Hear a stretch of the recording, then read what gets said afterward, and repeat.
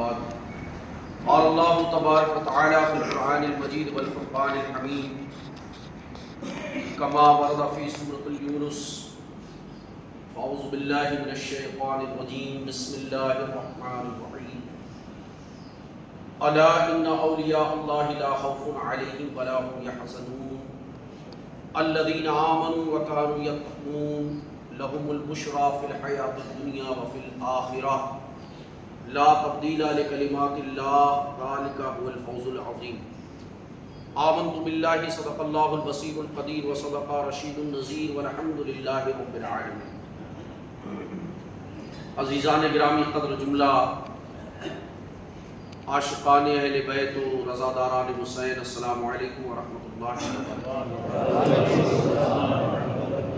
سب سے پہلے بارگاہ رسالت،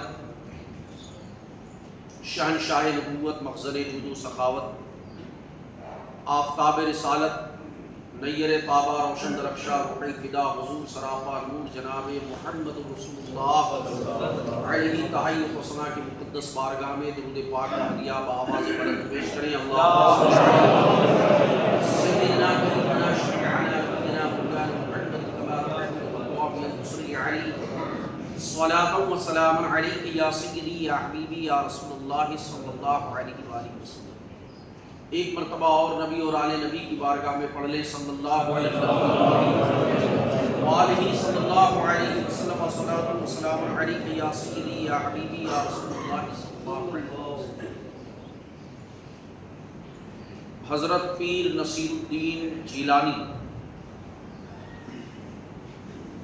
علی رحمۃ اللہ القوی بڑے ہی پیارے انداز میں ارشاد فرماتے ہیں کہ کچھ لے کے اٹھو اہل صفا کے در سے، کچھ لے کے اٹھو اہل صفا کے در سے، یہ در ہے قریب مصطفیٰ کے در سے، یہ در ہے قریب مصطفیٰ کے در سے، کچھ لے کے اٹھو اہل صفا کے در سے، اور یہ در ہے قریب مصطفیٰ کے در سے، اور ایمان، یقین، سکون، رسالت، توحید، کتنی چیزیں ہیں؟ نہیں، توجہ نہیں، توجہ گھر پہ چھوڑا ہے، گھر پہ رکھا ہے کہ اتنا بھاری وزن لے کے چلنا بڑا مشکل ہے، اس لیے کچھ چیزیں گھر پہ رکھو۔ چار چیزیں بتائی ہیں: ایمان، یقین، سکون، رسالت و توحید۔ آپ کہیں گے یہ تو 5 ہو رہی ہیں، لیکن رسالت اور توحید کو میں نے یکجا کر دیا ہے، کیونکہ قرآن نے بھی اس کو یکجا کیا ہے۔ کہتے ہیں ایمان، یقین، سکون، رسالت، توحید، سب کچھ ملتا ہے اولیاء اللہ کے در سے، سب کچھ ملتا ہے اولیاء اللہ کے در سے۔ کسی نے کیا خوب کہا تھا کہ یہ اللہ والے ہیں، دیتے ہیں سب کچھ۔ یہ اللہ، بولو بھائی، یہ اللہ والے ہیں، دیتے ہیں سب کچھ، لیکن چاہیے مانگنے کا ڈھنگ کچھ، مانگنے کا سلیقہ نہیں آتا نا، ہم صرف دنیا مانگتے ہیں، دنیا، ہماری یہ مشکل دور ہو جائے، ہماری یہ پریشانی دور ہو جائے، ہمیں اتنے پیسے مل جائیں، تھوڑا اور بہترین کاروبار چل جائے تو اگلی بار فارچونر ہٹا کے BMW لے لیں، تھوڑا اور کچھ انتظام ہو جائے تو باکرول سے سیدھے آنند چلے جائیں، بلکہ سیدھے راجدھانی پہنچ جائیں احمد آباد کے اندر تو زیادہ بہتر ہوگا۔ نہیں، یہ دنیا ہے، دنیا کا کوئی گوشہ، کوئی خطہ، کوئی ایسی شے نہیں جس کو فنا نہ ہو۔ فرمایا کل من علیہا فان، ایک وقت ایسا آنا ہے کہ جو سب کچھ مٹ جانا ہے، ختم ہو جانا ہے، فنا ہو جانا ہے۔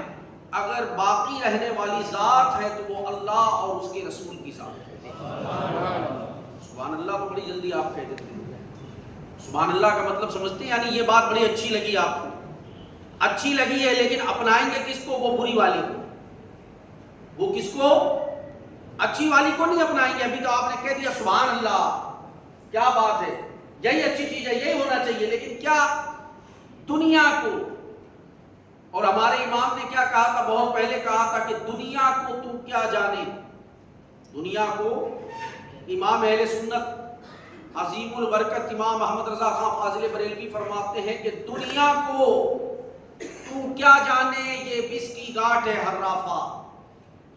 دنیا کو تو کیا جانے یہ بس کی گاٹھ ہے حرافہ. صورت دیکھو ظالم کی تو کیسی بھولی بھالی. صورت دیکھو ظالم کی تو کیسی بھولی بھالی ہے. اور حدیث میں آتا ہے الدنیا و جنیف، دنیا مردار ہے. کیا ہے؟ الدنیا و جنیف وطالبها کلاب، اور اس کے جو طلبگار ہیں، طالب کرنے والے، وہ اس دنیا کے کتے ہیں. کیا ہے؟ جو دنیا دنیا دنیا کے چکر میں لگے رہتے ہیں، بس دنیا مل جائے، ہماری جسم کو کوئی خراش نہ آئے، ہماری نیند میں کوئی خلل نہ پڑے، ہمارے عیش و آرام میں کوئی تکلیف کا معاملہ نہ ہو، ہماری دنیا میں کوئی بگاڑ نہ پیدا ہو. لیکن اللہ والوں کا طریقہ یہ رہتا ہے کہ اللہ والوں نے اس دنیا کو اپنی ٹھوکروں میں رکھا. حقیقت ہے. اور آپ دیکھیں جتنا آپ دنیا کے پیچھے بھاگیں گے دنیا آپ کو اتنا بھگائے گی. بھاگتے رہو، وہ کہہ رہے تھے جاگتے رہو، اور ہم کہہ رہے ہیں کہ بھاگتے رہو. یہ بھگاتی ہے نا دنیا، یہ بھگاتی ہے. آپ اس کے پیچھے بھاگتے جائیں گے اور دنیا میں کبھی دنیا کے طلبگاروں کا پیٹ نہیں بھرنے والا. دنیا کے طلبگاروں کا کبھی پیٹ نہیں بھرنے والا، کبھی بھلا نہیں ہوا ہے کہ ہاں چلو ٹھیک ہے فارچونر سے اگر ہم بی ایم ڈبلیو میں چلے بھی جائیں تو پھر اسی پر اکتفا کر لیں. نہیں، پھر اس کے آگے پھر فراری ہے، فراری ہے تو پھر آگے بیکاری ہے. یہ بھی مسئلہ ہے نا. تو جتنا آپ بھاگتے جائیں گے یہ دنیا بھگاتی جائے گی، اور اس دنیا کے معاملات میں آپ گھرے رہ جائیں گے. تو اللہ والوں نے ہمیشہ دنیا کو اپنے پسے پشت رکھا. کہاں رکھا ہے؟ پسے پشت، یعنی پیٹھ کے پیچھے. اور دین کو ہمیشہ پیش نظر رکھا. دین کو، آج لوگ کہتے ہیں نا کہ بھائی دین اور دنیا دونوں ساتھ لے کر چلو. یہ جن کے درباروں میں آپ جاتے ہیں یہ ساتھ لے کے چلے ہیں. غریب نواز دنیا ساتھ لے کے چلے، صابر علاؤ الدین کلیری علیہ رحمہ دنیا ساتھ لے کے چلے، خواجہ نظام الدین محبوب الہی دنیا ساتھ لے کے چلے. نہیں، انہوں نے دنیا کو اپنی ٹھوکر میں رکھا، دنیا کی کوئی حیثیت کو نہ سمجھا. انہوں نے اگر اہمیت دی ہے تو رسول اللہ علیہ الصلوۃ والسلام کے لائے ہوئے دین کو اہمیت دی. نتیجہ کیا ہے وہ آپ کے سامنے کہ آج پوری دنیا ان کے پیچھے ہے. آج وقت کا پرائم منسٹر بھی اگر چادر پیش نہ کرے تو اس کی کرسی بھی سلامت. بولو بھائی، بڑی کمزور والی آواز ہے. پلس پولیو ہو گیا ایسا لگ رہا ہے، 2 بوند زندگی ہاں مل ہی نہیں لگتا. نتیجہ یہ ہے، قرآن نے اسی بات کو کہا تھا کہ الا ان اولیاء اللہ. مسکرائیے کم، سمجھیے زیادہ. ویسے مسکرانا سنت ہے، کوئی مذائقہ نہیں ہے اس میں، لیکن سمجھنا یہ اشد ضروری ہے. پہلے بھی تھا اور آج کے دور حاضر کے اعتبار سے تو بہت زیادہ ہی ضروری ہے. اس لیے اس کو سمجھیں آپ. ہمارا موضوع وہی ہے جس کو ہم نے ابتداء پیش کیا تھا پچھلے جمعہ میں، گزشتہ جمعہ میں، شان اولیاء، عظمت اولیاء. اور موضوع ہمارا انکمپلیٹ رہ گیا تھا. میں نے کہا تھا کہ آئندہ جمعہ میں اس کے متعلق کچھ اور باتیں عرض کریں گے. 3 آیتیں مبارکہ میں نے پیش کی. آیت نمبر بولیے، گزشتہ جمعہ بتایا تھا نا. 12 نمبر بھول گئے، سورہ نمبر بھول گئے، آیت نمبر بھول گئے. تو پھر یاد کیا ہے؟ یاد یہ ہے جمعہ کے بعد کس پارٹی سے کتنا مال لینا ہے، چیک کس کو بھجوانا ہے، اور کہاں کہاں بقایا رقم پھنسی ہے وہاں وہاں آدمی بھیج کے تقاضا وصول کروانا ہے. یہ یاد، یہی بات ہے نا. یہ کیا ہے؟ دنیا. 12 نمبر 11 ہے، سورہ نمبر 10 ہے، آیت نمبر 62 63 اور کتنی؟ بولو بھائی. اچھا جس کام کو کہا جاتا ہے کہ آپ دھیرے کریے آپ اس کو تیز کرتے ہیں, جس کو کہا جاتا ہے تیز کرو اس کو دھیرے کرتے ہیں. عجیب فلسفہ ہے بھائی. یہ فلسفے کو سمجھنے میں مجھے 10 سال لگ جائے. میں کہتا ہوں جب آپ درود شریف پڑھتے ہیں نا نماز کے بعد, پڑھتے ہیں نا, کچھ لوگ سر ہلا رہے ہیں, کچھ نام یہاں ہے کہ ہاں میں نہ. جب درود شریف آپ پڑھتے ہیں تو میں کہتا ہوں پست آواز میں پڑھا کریے. پیچھے آنے والے جو ہمارے بھائی ہیں جو لیٹ ہو جاتے ہیں بسا اوقات, ان کی نمازوں میں خلل پیدا نہ ہو, تو جان بوجھ کے تیز آواز میں پڑھتے ہیں تاکہ تمہاری بھی نماز خراب کریں گے. اپنی تو ہم نے کر ہی لی ہے, تمہاری بھی کریں گے, چھوڑیں گے نہیں کسی کو. ارے بھائی آپ کو پڑھنا ہے آپ ہلکی آواز میں پڑھیے, اتنی آواز میں پڑھیے آپ نے خود سننا ہے, سنانا نہیں ہے. میں اس کا رپلائی نہیں لیتا آپ سے, اور جس بات کا رپلائی لیتا ہوں کہ آیت نمبر کون سی ہے تو بڑے دھیرے سے بولیں گے ہاں کوئی تو ہے لیکن اب کیا بتائیں. اس ذہن کو یادداشت کمزور ہوتی جا رہی ہے. ایک پیشنٹ پہنچے ڈاکٹر صاحب کے پاس, بات یاد آ گئی میں نے کہا عرض کر دوں, میڈیکل سے ریلیٹڈ بات ہے. بولے ڈاکٹر صاحب مجھے ایک بیماری ہو گئی ہے. بولے کیا؟ کہ میری یادداشت کمزور ہوتی جا رہی ہے. ڈاکٹر صاحب بولے اچھا یہ بتائیے یہ پرابلم کب سے ہو رہی ہے آپ کو؟ کہنے کون سی پرابلم؟ اب آپ اندازہ لگائیں. یہی حال ہمارا یہاں سن رہے ہیں. کسی نے مجھ سے کہا جب آپ بولتے ہیں تو بات سمجھ میں آتی ہے لیکن جیسے ہی مسجد سے باہر نکلتے ہیں بس ختم چارجنگ. میں نے کہا بھائی اتنی پھر سٹیک چارجنگ تو ابھی تک مارکیٹ میں آئی نہیں. کم سے کم آپ کو اپنا بیک اپ تھوڑا وسیع کرنا ہوگا کہ جہاں آپ کو لاؤڈ بولنا ہے وہاں آپ لاؤڈ بولیں, جہاں آپ نے ہلکی آواز میں پڑھنی ہے. ایک صاحب بولے جی نہیں جی لیٹ آتے ہیں تو لیٹ آتے کیوں ہیں وہ؟ میں نے بھیا اب اس کا علاج تو میرے پاس نہیں ہے. دنیا میں ہر انسان لیٹ سویر ہوتا ہی رہتا ہے. آپ کہیں اچھا لیٹ آنے کا فلسفہ بھی بڑا عجیب ہے.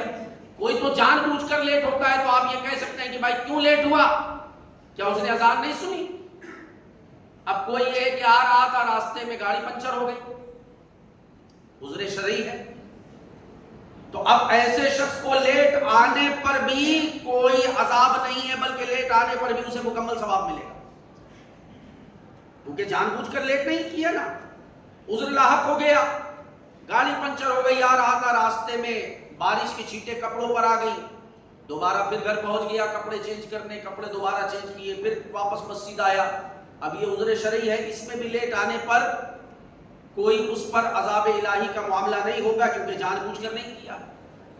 تو یہ بہت ساری باتیں ان کو سمجھنا چاہیے. بہرکیف بات چل رہی ہے اولیاء اللہ کے تعلق سے, تو آیت نمبر 62, 63 اور 64 تین آیتوں کا لفظی ترجمہ میں نے آپ کو پچھلے جمعہ بتایا, یاد کچھ بھی نہیں ہوگا مجھے پکا یقین ہے.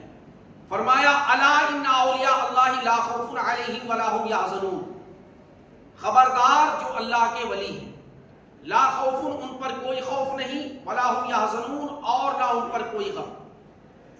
الذین آمنوا وکانوا یتقون, ولی کون ہے؟ وہ جو ایمان لائے. الذین آمنوا وہ جو ایمان لائے, وکانوا یتقون اور تقوی کے ساتھ اپنی زندگی کو جنہوں نے گزارا.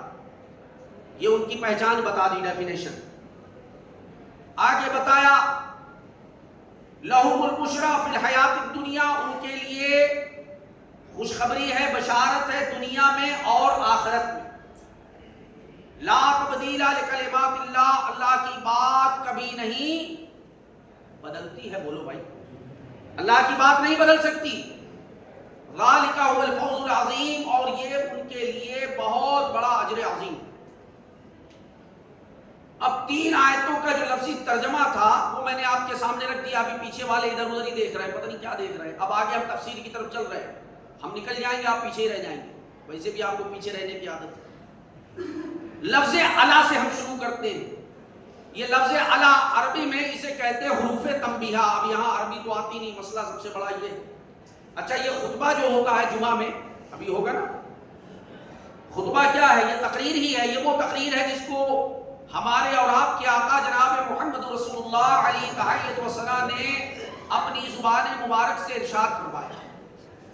لیکن چونکہ عرب کی زبان عربی ہے تو عربی میں ارشاد فرمایا, اور عربی اس کو بخوبی سمجھتے بھی ہیں. لیکن عرب کی تو اپنی زبان عربی ہے.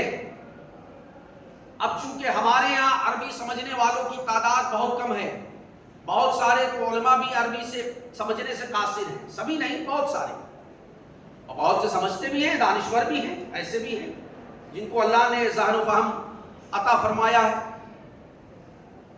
اب یہاں لفظ الا جو ہے یہ حروف تنبیہ ہے. عربی گرامر میں اس کو تنبیہ کہتے ہیں، تنبیہ کرنا. جہاں پہ کسی کو تنبیہ کی جائے، الرٹ کیا جائے، وہاں پہ عربی میں الا استعمال کیا جاتا ہے. اب اولیاء اللہ کا ذکر جب شروع کیا اللہ پاک جل مجدہ الکریم نے، تو ابتدا کیسے کی؟ فرمایا الا، پھر آگے فرمایا ان اولیاء اللہ. اپنے برگزیدہ بندوں کا جو درجہ ہے، جو تذکرہ ہے، جو مقام ہے، قدر و منزلت ہے، وہ بعد میں فرمائی. پہلے لوگوں کو الرٹ کر دیا، فرمایا الا، خبردار.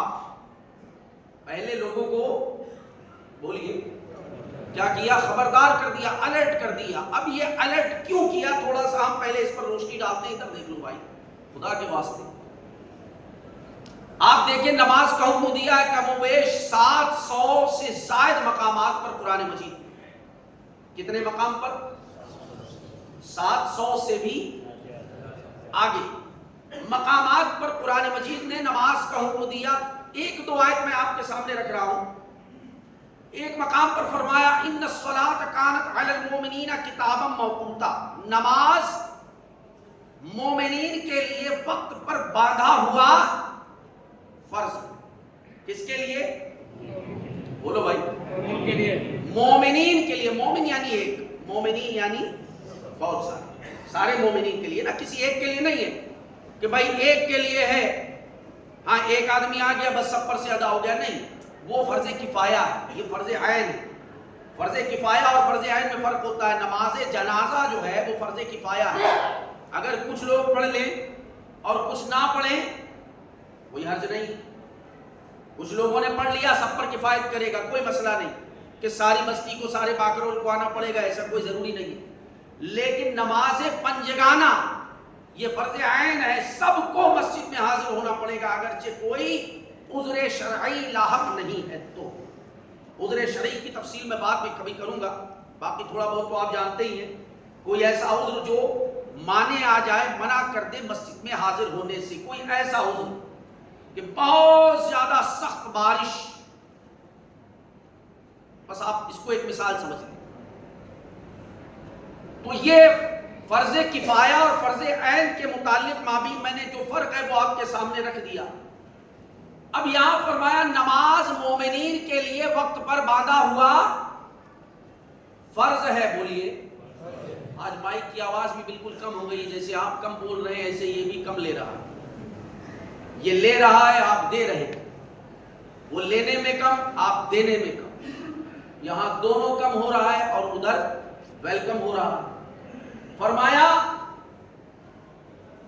الا، حروف تنبیہ کا استعمال کیا گیا. آپ دیکھیں نماز کا ذکر کیا اللہ نے، حروف تنبیہ کا استعمال نہیں کیا. اچھا حج کا تذکرہ کیا. ارکان اسلام میں جو 4 رکن ہیں، جو ہمارے لیے بیسیکلی توحید و رسالت کے بعد جو سب سے زیادہ ویری ویری موسٹ امپورٹنٹ، بہت زیادہ، آپ وی وی آئی پی کہہ لیں، وہ کیا ہے؟ نماز، روزہ، حج اور بولو بھائی تھوڑا سا بڑھا لو ویلیو، یہ ایمپلیفائر بھی ڈاؤن ہو گیا لگ رہا ہے. نماز، روزہ، حج اور زکات. نماز کا ذکر فرمایا، کوئی حروف تنبیہ کا استعمال نہیں. جب حج کا تذکرہ فرمایا وَلِلَّهِ عَلَى النَّاسِ حِجُّ الْبَيْتِ مَنِ اسْتَطَاعَ إِلَيْهِ سَبِيلًا. یہ سورہ آل عمران کی آیت کی مبارکہ میں ارشاد فرمایا کہ ان لوگوں کے لیے مکے میں جا کر طواف کرنا، اللہ کے گھر کا، بیت اللہ کا طواف کرنا، یہ فرض ہے جو وہاں تک جانے کی استطاعت رکھتے ہیں. کن لوگوں کے لیے؟ جو وہاں تک جانے کی، جن کے پاس زیادہ راہ، زیادہ سفر ہے. بھائی اب استطاعت سے مراد وہ طاقت، جسمانی طاقت نہیں ہے. اب پیدل تو کوئی نہیں جاتا. اب جو بھی جاتے ہیں وہ जेट एयरवेज से जाते हैं, जंबो जेट से जाते हैं। तो इस्तिताअत यानी माल, पैसा। कितना पैसा? अभी हज कमेटी के ताल्लुक से बात निकली थी कुछ दिन पहले, पता चला कि भाई आपको 3.5 लाख रुपया भरना है और खाने पीने का इंतजाम आपको अलग से करना है। अब वहां खाना बनाने की इजाजत, ये बात पता हो गई आपको? नहीं। देखिए ये आवाज में जरा लगता है चारों तरफ से ये खबर जो होती है ना, ये सोशल मीडिया की खबर, ये बहुत जल्दी फैलती है। हमारी खबर नहीं फैल पाती, वो मस्जिद ही में रह जाती, बाहर निकले के भूल गए। तो खाना बनाने का मामला खत्म कर दिया, यानी खाने की रकम आपको जायद रखनी होगी, प्लस जो वहां आप जमा करेंगे। अब उसमें सब्सिडी का मामला भी अटका बैठा है, कुछ पैसा मिलेगा कुर्बानी के लिए या नहीं मिलेगा वल्लाहु आलम, वो आपको अलग से खर्च करना होगा। यानी तकरीबन आपको 4 लाख रुपया, कितना अगर कमेटी की तरफ से जाते हैं, दूर की तरफ की बात नहीं कर रहा हूं, तो 4 लाख रुपए अगर किसी के पास मौजूद है तो उस पर गोया हज करना क्या है? बोलिए, नफल है, सुन्नत है, फर्ज है। यहां तो ऐसा नहीं 4 नहीं 14 लाख रुपए रख के बैठे हुए हैं, और जाना तो दूर की बात, सोचते भी नहीं कि हम चले जाएं। बात निकली तो मैं अर्ज कर दे रहा हूं, आपके काम की बात है, हालांकि मौजू से हट कर ये बात है, लेकिन आपके बहुत काम की बात है। याद रखिए, अगर हज फर्ज होने के बाद भी हज ना किया जाए तो हुजूर सदरुल शरिया अल्लामा अमजद अली खान आज़मी रहमतुल्लाह ताला अलैह अपनी किताब बारे शरीयत में लिखते हैं, जिस पे हज फर्ज हो और फिर भी हज ना करे तो इम्कान है या तो यहूदी होकर मरेगा या फिर नसरानी होकर मरेगा। गोया कि मरते वक्त उसे कलमा नसीब वल्लाहु ताला व रसूलुहु। अब आप अंदाजा लगाएं कि अगर मरते वक्त कलमा नसीब ना हुआ तो ये जो 14 लाख रखे हैं ये उसको बचा लेंगे, ये उसको कलमा याद दिला देंगे। जो मुझे बात याद आ गई, एक बार बात निकली कि भाई कब्र में 3 सवाल होंगे, मन रब्बुका मा दीनुका मा कुंता तक़ूलु फी हक़्क़ हाज़ा रजुल। तो एक खातून बोली, भाई फिर तो ये सवाल याद करने पड़ेंगे, अगर यही सवाल होंगे और इसी सवाल के जवाब देने हैं तो फिर तो रट्टा लगाना पड़ेगा। मैंने कहा अजीब मखाना जिंदगी है, बताइए। आमक कहते हैं बेवकूफ को। अरे इसको याद करने की जरूरत नहीं है। अगर रब को हमेशा याद किया है और रब को अपने दिल में, रब की मोहब्बत को अपने दिल में बसा के रखा है, तो बेसाख्ता कब्र में जुबान से इसका जवाब निकलेगा, रब्बी अल्लाह। अगर दीन इस्लाम से प्यार किया, दीन इस्लाम की परवाह की है कि इस्लाम हमें क्या कह रहा है, भाई शैतान कह रहा है सो जाओ, रहमान कह रहा है उठ जाओ। रहमान का भेजा हुआ दीन हमें कह रहा है उठो वुज़ू करो, और इब्लीस शैतान कह रहा नहीं अभी सो जाओ, जिस्म को हराम देना जरूरी है। तो अगर रहमान के दीन की पैरवी की है तो बेसाख्ता कब्र के अंदर ये जवाब निकलेगा, दीन अल इस्लाम, मेरा दीन इस्लाम। अगर रसूलुल्लाह की अजमत को, रसूलुल्लाह की शान को, रसूलुल्लाह के प्यार को अपने दिलो जान से बसाया होगा, उनकी अजमत व वक़ार को समझा होगा, तो जब फरिश्ता पूछेगा मा कुंता तक़ूलु फी हक़्क़ हाज़ा रजुल, इस मर्द के बारे में क्या कहते हो, इस जात के बारे में क्या कहते हो, तो फौरन बेसाख्ता ये जुबान से अल्फाज निकलेंगे, ये तो वही है मेरे आका, ये तो वही है मेरे आका जिनकी लाई हुई प्यारी प्यारी सुन्नत को अदा करने के लिए हम बिस्तरों को छोड़ दिया करते थे। लेकिन हम क्या कहेंगे कि नहीं, हम तो बिस्तरों को, और जब अजान होती थी और चादर घसीट के सोते थे, सो जाओ, बारिश हो रही है, अच्छा बहाना है, कह देंगे बारिश हो रही थी। किससे कह दो, किससे कह दोगे? उससे कह दोगे जो अलीमुल खबीर है, जो समीउल बसीर है, उससे कह दोगे, उसे सब पता है, किसके दिल में क्या नियत है उसे सब खबर है। आप अंदाजा लगाएं कि किस तरह शरीयत के मुआमलात रखे, और ये कोई सवालात हैं जिनकी जागुज़ी अल्लाह वालों ने अपने दिलों में की है। इन सवालों को और इनके जवाब को अल्लाह वालों ने अपने दिलों में बसाया, इसीलिए अल्लाह ने उनको इनाम अता किया। क्या इनाम अता किया? लहुमुल बुशरा फिल हयात दुनिया व फिल आखिरह, उनके लिए दुनिया में भी कामयाबी और बोलो भाई آخرت میں بھی کامیابی. اچھا یہ لفظ کامیابی سے ایک بات یاد آئی مجھے, تھوڑا سا میں کامیابی کی بھی ڈیفینیشن آپ کو بتا دوں. بات شاید تھوڑی لمبی ہو جائے مگر کام کی بات ہے, بتانا ضروری ہے. بعض لوگ سمجھتے ہیں کہ یہ کامیابی ہے کیا, what is the definition of the success. بھائی کامیاب تو ہر انسان ہونا چاہتا ہے, لیکن یہ کامیابی ہے کیا؟ اگر ہم بہت سارے مکانات بنا لیں تو کیا کامیاب ہے؟ اگر ہم بہت سارا مال و زر جمع کر لیں, بینک بیلنس بنا لیں تو کیا کامیاب ہیں؟ اگر ہم نے دنیا میں بہت زیادہ ترقی اختیار کر لی, بہت زیادہ بڑے منصب عہدے پر پہنچ گئے تو کیا کامیاب ہے؟ نہیں. کامیابی نہ آپ کے مال و زر میں ہے, نہ آپ کی ترقی یافتہ منصب و عہدے میں ہے. کامیابی نہ آپ کے محلات میں, نہ خوشنما باغات میں, نہ کھیت کھلیان میں. کامیابی تو یہ ہے کہ جو دین, جو اسلام, جو ایمان آپ کو دنیا میں ملا, آپ موت کے وقت اس ایمان کو ساتھ لے کر دنیا سے چلے جائیں, بس یہی کامیابی. بات سمجھ میں آئی آپ کی؟ ایک آدمی بول رہا ہے, باقی تو کہہ رہے ہیں پتہ نہیں, شاید آئی ہوگی لیکن وہ دکھی نہیں مجھے کافی وقت سے. کامیابی یہ ہے کہ آپ دنیا سے ایمان ساتھ لے کر جائیں, یہ کامیابی ہے. اور اگر جاتے وقت ایمان آپ کے ساتھ نہ رہا, یاد رکھیے اللہ والوں کا خاصہ یہی ہے کہ انہوں نے ایمان کو فوقیت دی. آج جو ہم مزارات اولیاء پہ جاتے ہیں, بس تو یہ دے دے میں یہ دے دوں گا, یہ جو سودے بازی کرتے ہیں نا, اگر میرا یہ کام ہو گیا تو 551 روپے کی چادر میں چڑھاؤں گا, یہ سودے بازی ہو رہی ہے نا. ارے اللہ والوں کا ہی صدقہ ہے, یہ ان نفوس قدسیہ کا صدقہ ہے جو ہماری سانسیں چل رہی ہیں, ورنہ ہمارے اعمال تو ایسے ہیں کہ شام تک کی بھی گارنٹی. یہ پتہ ہے بات, یہ انہی کا صدقہ ہے, کیونکہ انہوں نے محنت سابقہ کی, انہوں نے دین کو اپنے سینوں میں بسایا, دین کی نشر و اشاعت کے لیے اپنی پوری زندگی صرف کی. نتیجہ آپ کے سامنے. تو کامیابی یہ ہے کہ ہم ایمان اس دنیا سے ساتھ لے کر جائیں. یاد رکھیے, کوئی کتنا بڑا منصب والا ہو جائے, کوئی کتنا بڑا عہدے والا ہو جائے, لیکن اگر ایمان اس کے سینے سے نکل گیا اور موت کے وقت اس کا خاتمہ ایمان پر نہ ہوا, تو کتنے بھی, یہ بات آپ جانتے ہیں, ابھی دیکھیں تھوڑے دن پہلے کی بات ہے, 2-4 دن پہلے ہی ایک جھٹکا لگا اور دنیا سے انسان ادھر سے ادھر چلا گیا.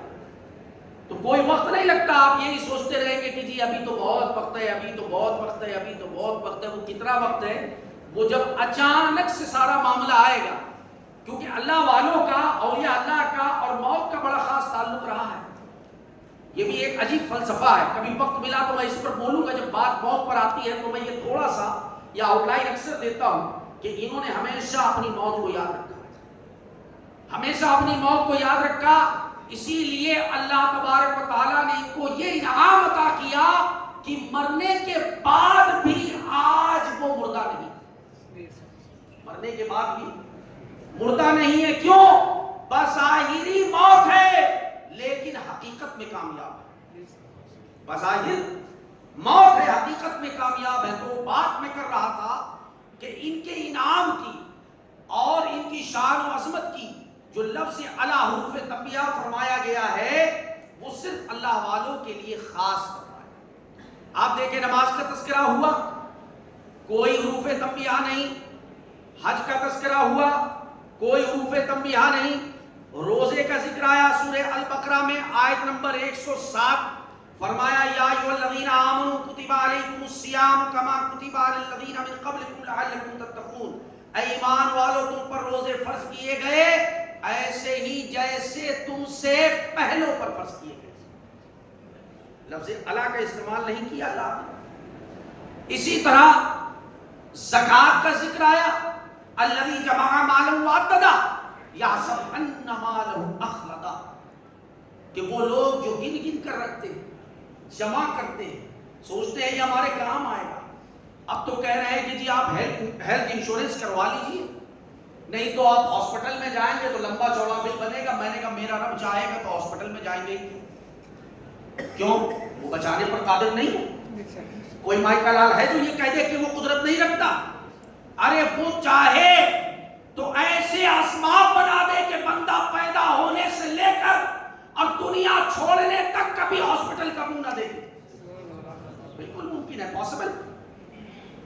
لیکن یہ اس کے لیے تھوڑا سا ہمیں اپنا ذہن بنانا پڑے. تو فرمایا کہ وہ جو جمع کرتے ہیں وہ جمع نہ کریں، اس میں سے زکوٰۃ ادا کریں. آپ دیکھیں کہیں بھی حروف تنبیہ کا استعمال نہیں کیا گیا. کیا ریزن تھا؟ کہ جو اسلام کے ارکان ہیں، بیسک فنڈامنٹلز آف اسلام، اس کا ذکر کرتے ہوئے بھی اللہ تبارک و تعالیٰ نے حروف تنبیہ کا استعمال نہیں کیا. کیوں؟ اللہ علیم الخبیر ہے، سمیع البصیر ہے، علیم بذات الصدور ہے، عالم الغیب والشہادہ ہے. وہ جانتا ہے کچھ ایسے لوگ ہوں گے جو ایک کمرے میں جمع ہوں گے. آپ کہیں گے جی کمرے والوں کا تذکرہ ہر بار آ جاتا ہے، یہ کیا مسئلہ ہے؟ میں نے کہا میں یہ جب تک یہ کمرے کو توڑوا نہیں دوں گا، منادم نہیں کر دوں گا، چین سے بیٹھوں گا. کچھ ایسے لوگ ہوں گے جو کمرے میں جمع ہوں گے، باکرول کی سرزمین پر ہوں گے، نماز کا انکار نہیں کریں گے، نماز کے لیے ہی جمع ہوں گے، نماز کا انکار نہیں کریں گے، زکوٰۃ کا انکار نہیں کریں گے، حج کا انکار نہیں کریں گے، روزے کا انکار نہیں کریں گے. لیکن جب بات اولیاء اللہ کی آ جائے گی تو انکار کر دیں گے. اس لیے اولیاء اللہ کا ذکر جب کرنا مقصود ہوا تو فرمایا الا، خبردار، جو میرے نیک بندے ہیں، جو میرے صالح بندے ہیں، ان کو نہ کسی کا خوف ہے نہ کوئی غم. سبحان اللہ، سبحان اللہ. بے شک نہ کوئی خوف ہے نہ غم ہے، وہ میرے صالح ہیں. اب تھوڑا سا آخری بات ایک اور عرض کر رہا ہوں کہ لفظ الا کا استعمال، الرٹ، خبردار، یہ ایسے مقام پر کیا جاتا ہے جو بڑا نازک موڑ ہو. پہلے کے زمانے میں جب الیکٹرسٹی بورڈ کے اندر جایا جاتا تھا، پہلے کے زمانے میں، اب تو کافی ترمیم ہو گئی ہے، اس زمانے کی میں بات کر رہا ہوں. سن 1947 کے بعد ایک وقت ایسا بھی آیا ہے، اسی بھارت کی سرزمین پر ایک ایسا بھی وقت گزرا ہے جب اردو لینگویج کمپلسری تھی ہر ایک کے لیے، خواہ وہ مسلم ہو یا نان مسلم ہو، اردو کمپلسری تھی سب کے لیے.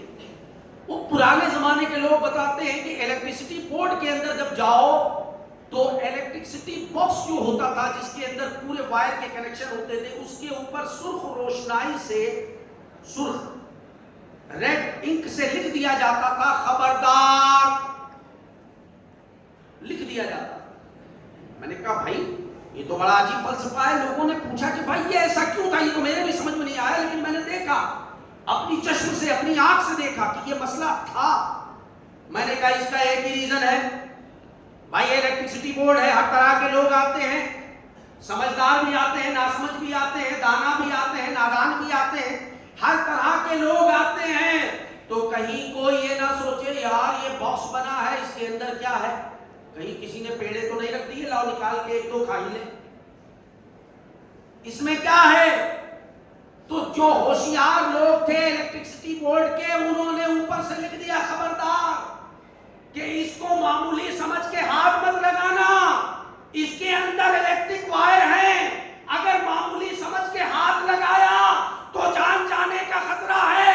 بلا تشبیہ و بلا مثال، جہاں جان جانے کا خطرہ تھا وہاں دنیا دار نے خبردار کا بورڈ لگا دیا، اور جہاں ایمان کے جانے کا خطرہ تھا وہاں پروردگار نے خبردار لکھ دیا. یہ میرے نیک بندے ہیں، یہ میرے صالح بندے ہیں، ان کو معمولی جان کر، ہلکا جان کر زبان سے کچھ نازیبا کلمات استعمال مت کر دینا. وہاں جان چلی جائے گی اور یہاں کوئی نازیبا جملہ بولا تو ایمان چلا جائے گا. یہ اللہ والے، ان کو اللہ نے وہ مقام عطا کیا ہے، وہ مقام، وہ درجہ، وہ قدر و منزلت عطا کی ہے کہ یہ چاہیں، وہ کسی نے کہا تھا کہ چاہیں تو اشاروں سے اپنے کایا ہی پلٹ دے دنیا، چاہے تو اشاروں سے اپنے، زیادہ کچھ کرنے کی ضرورت نہیں، صرف اشاروں سے اپنے کایا ہی پلٹ دیں. دنیا کی یہ شان ہے ان کے غلاموں کی سردار کا عالم کیا، سردار کا عالم کیا۔ اچھا، اب اسی بات پہ ایک آخری بات اور سن لے، پھر موضوع یہ ہمارا کمپلیٹ ہو جائے گا۔ ہم اگلے جمعہ کو ایک نئے موضوع کے ساتھ حاضر ہوں گے اگر زندگی رہی تو۔ ایک تو ہے اولیاء اللہ اور ایک ہے من دون اللہ۔